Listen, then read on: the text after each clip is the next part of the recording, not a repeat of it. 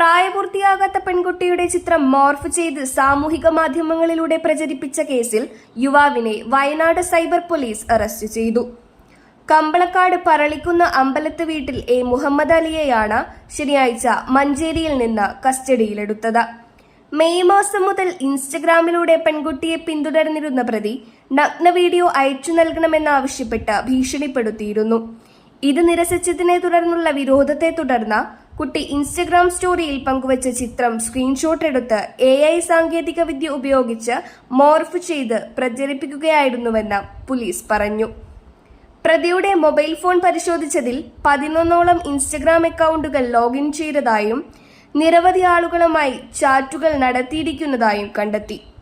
Inspector SHO CR Rajesh കുമാറിന്റെ നേതൃത്വത്തിൽ ASI Razak, CPOമാരായ Anees, Shaijal, Sudheesh, Praveen എന്നിവരുൾപ്പെട്ട സംഘമാണ് പ്രതിയെ പിടികൂടിയത്.